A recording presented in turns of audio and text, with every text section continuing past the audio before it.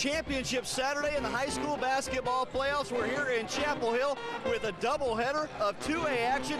We start with the Kinston girls taking on the Pixa Black Bears. Kinston coach Hubert Quinterly and the Vikings looking for their first state championship, but Pixa got out to a 6-0 lead, and it could have been much worse if not for Vikings sophomore Lydia Rivers. Rivers throwing a block party with 9 in the first half. Rivers now on the other end getting Kinston on the scoreboard. Ryan Herman and crew documenting all the action.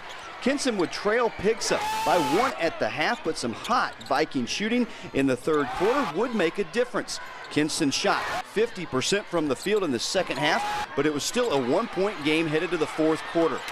Then the Vikings able to pull away with 23 in the final frame, and they're able to win the 2A state championship 51-40.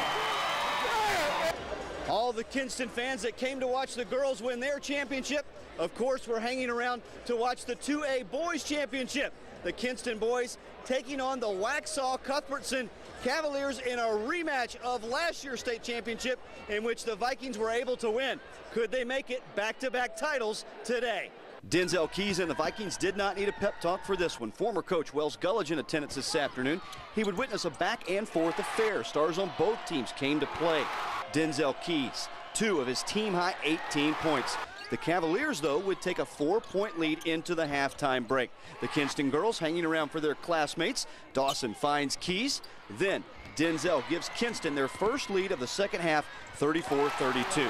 Josh Dawson knocks this 3 down, but Cuthbertson is here for a reason, and they had an answer every time. Cavs up 3 heading to the fourth. Then Keys to Dawson for the layup. Kinston back out in front. The heartbeat of the Vikings. Dawson looking for his 3rd ring in 4 years. So close he can taste it, and so can the Kinston fans. Waxhaw Cuthbertson not going away, though. Both teams continuing to slug this thing out and fight to the finish, diving for every loose ball they could get to. Kinston football coach Nick Anderson loves the effort he sees. Keys can ice it with this free throw to make it a 4-point game. He misses, so it all comes down to this. It's a 3-point game. Cuthbertson for the 3 and overtime, but it's no good. Kinston wins the 2A state championship 56-53. So on championship Saturday, the city of Kinston sweeps in 2A action, both boys and girls. Congratulations to both teams for their championship seasons. Meanwhile, over in Greensboro, Coach Godfrey and the Wolfpack trying to bounce #1 seed Miami, but Shane Larkin and the Canes would be a tough out. Scott Wood doing all he could to help the cause. He had a team-high 21 points on the day. TJ Warren also chipping in with 13, but in the end, it was the Hurricanes who advanced with an 81-71 win. Rodney Purvis and Lorenzo Brown spoke after the loss. We got behind a lot way too early, and like I said, with the way Durant Scott was going, with the atmosphere like that, it was definitely going to be hard to stop him. We're definitely not hanging our heads over this game. I mean, we still have more games to come. We're watching the show together tomorrow as a team. We're going to stick together.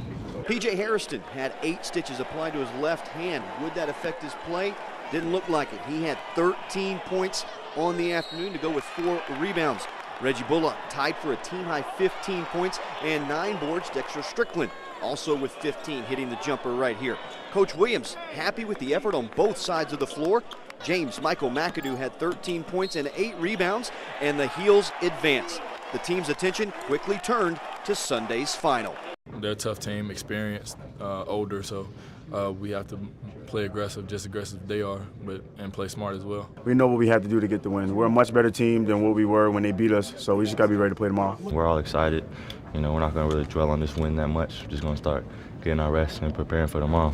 So now we know who's going to play for the ACC Championship here tomorrow afternoon, the Hurricanes and the Tar Heels. And you can watch that game right here on News Channel 12. The coverage begins at 1 p.m.